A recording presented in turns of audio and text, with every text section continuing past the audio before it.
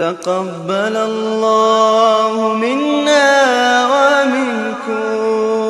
اس سلسلے گفتگو کو آگے بڑھاتے ہیں اور ہم زیادہ آپ کو انشاءاللہ زحمت نہیں دیں گے، کافی وقت ہم آپ کا لے چکے ہیں۔ آخری سوال ہے وہ یہ ہے کہ دین کو نہ سمجھنے کی وجہ سے بہت سارے لوگ اس وقت میں دینی چیزوں کو ایک اسراف سمجھتے ہیں کہ بھئی یہ کام ایسا نہیں ہونا چاہیے، اس کے بجائے یہ ہونا چاہیے۔ جیسے کہ قربانی کا موقع آتا ہے، بہت سارے لوگ قربانی کرتے ہیں، تو بعض یہ سمجھیے کہ جو طبقے میں انٹلیکچوئلس مانے جاتے ہیں، یعنی دین کو بہت سارے تو وہ ہیں الحمدللہ جو دین کی سمجھ رکھتے ہیں، ان کی طرف سے تو سوال الحمدللہ نہیں ہوتا ہے، لیکن بعض جو اس بارے میں سطحی علم رکھتے ہیں ان لوگوں کی طرف سے ہر سال یہ سوال آتا ہے کہ بھئی اتنی زیادہ قربانی کرنے کے بجائے اچھا ہوتا کہ پورا فنڈ ریز کر کے ہم کسی غریبوں کی امداد کر دیتے یا ہاسٹل کھولتے یا یتیم خانے کھولتے۔ اس بارے میں آپ کیا وضاحت کرنا چاہیں گے؟ جی، بہت زیادہ ضروری ہے اس موقع پہ یہ بات بتائی جائے، سمجھائی جائے لوگوں کو کہ بھئی یہ جو قربانی کا جو حکم دیا گیا ہے، جی سب سے پہلے جیسے ہم نے ابھی ڈسکس کیا تھا کہ بھئی دین جو ہے وہ اتباع کا نام ہے۔ بالکل صحیح، ہمیں تو یہ دیکھنا ہی نہیں ہے کہ نقصان ہو رہا ہے یا فائدہ ہو رہا ہے۔ جی جی، اللہ پاک کا حکم ہے اور حضور اکرم صلی اللہ علیہ وسلم نے بتلایا ہے کر کے، جی اور جی صحابہ کو اس کی تاکید کی ہے، جی، تو پھر بس ہمیں یہ مان لینا ہے۔ اگر ذرا سا بھی آخرت کا خوف ہے، ایمان ہمارے دلوں میں موجود ہے، جی تو یہ اعتراض ہی نہیں بنتا ہے، کرنا بھی نہیں چاہیے ایک مسلمان ہونے کے ناطے۔ اگر کوئی مسلمان کرتا ہے اور اگر کوئی نان مسلم یہ اعتراض کرتا ہے تو اس کا مطلب یہ ہے کہ اس نے اس حکم کو سمجھا نہیں ہے، یا یہ ہے کہ یہ اس کا جو اعتراض ہے یہ غلط اعتراض ہے۔ صحیح، یہ جو قربانی ہم کرتے ہیں، قربانی کی اس عبادت کو انجام دیتے ہیں، پہلی بات تو یہی ہے کہ اللہ کا حکم ہے، ہم انجام دے رہے ہیں۔ جی دوسری بات یہ ہے کہ عموماً یہ جو بات بولی جاتی ہے کہ بھئی اس کے ذریعے سے ہم کوئی اور چیریٹی کا کام کر سکتے تھے، جی کسی اور کام میں ہم اس کو یہ پیسہ استعمال کر سکتے تھے، یوٹیلائز کیا جا سکتا تھا کچھ بھی۔ یہ ساری بات سوچنے والی بات یہ ہے کہ جو باتیں کی جا رہی ہیں، غریبوں پہ خرچ کرنا، چیریٹی کے کام کرنا، یہ سارے جو کام ہیں یہ خود حضور اکرم صلی اللہ علیہ وسلم کے زمانے میں بھی تو موجود تھے۔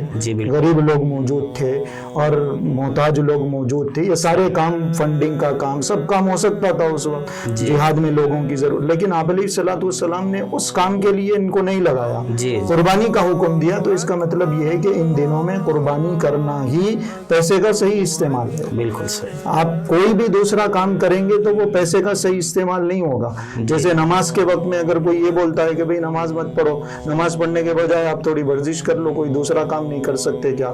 آپ نماز پڑھنے کے بجائے صدقہ خیرات کر دو، یہ نہیں بولا جا سکتا۔ اس کام کی اپنی اہمیت ہے، اس کام کی اپنی اہمیت ہے۔ تو غریبوں پہ خرچ کرنا، کسی کی مدد کر دینا، یہ بہت اہم کام ہے، اچھا کام ہے، لیکن اس کام کی اپنی اہمیت۔ اور قربانی کے دنوں میں قربانی کرنا یہ ایک الگ کام ہے، الگ عبادت ہے، اس کام کی اپنی اہمیت ہے، اس کام کو انجام دینا ہی اس وقت عبادت ہے، ضروری ہے۔ یہ ایک بات۔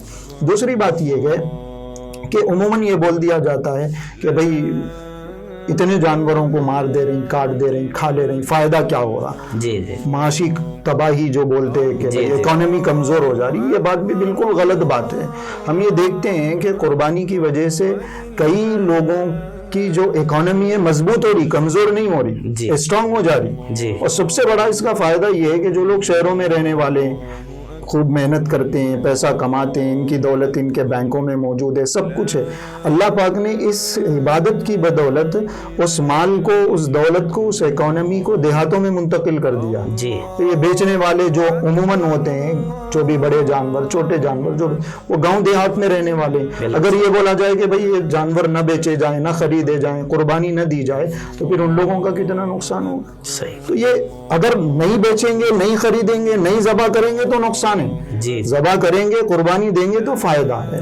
تو یہ حکمت ہے اس کے اندر۔ اور بہت سارے لوگ ہیں، مال ٹرانسپورٹ کے ذریعے سے آتا جاتا ہے، کئی قصائی اس کے اندر لگتے ہیں، بڑی محنتیں کی جاتی ہیں، تو ایک نئے جاب کے سورسز اس کے اندر نکل جاتے ہیں۔ تو اس عبادت کے ذریعے سے اکانومی ویک نہیں ہو رہی اور اسٹرانگ ہو رہی ہے۔ اس لیے یہ اعتراض کرنا ہی درست نہیں ہے کہ قربانی کے ذریعے سے اکانومی کمزور ہو جاتی ہے یا اس کو کسی اور جگہ یوٹیلائز کرنا چاہیے، استعمال کرنا چاہیے، गलत बात है।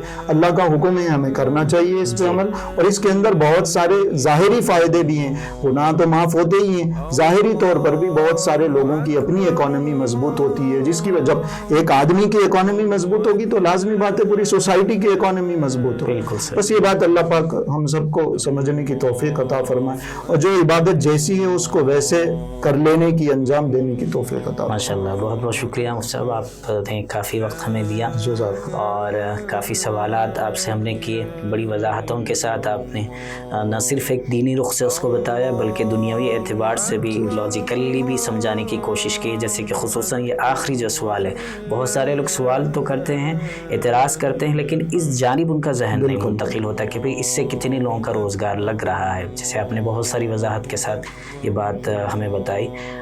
हम आपके शुक्रगुजार हैं कि आपने काफ़ी वक्त हमें इनायत फरमाया। इंशाअल्लाह ये गुफ्तगू का सिलसिला और जारी रहेगा और हम इंशाअल्लाह आपसे इस्तिफ़ादा करते रहेंगे। अस्सलामु अलैकुम व रहमतुल्लाहि व बरकातुहू। अकबर वलिल्लाह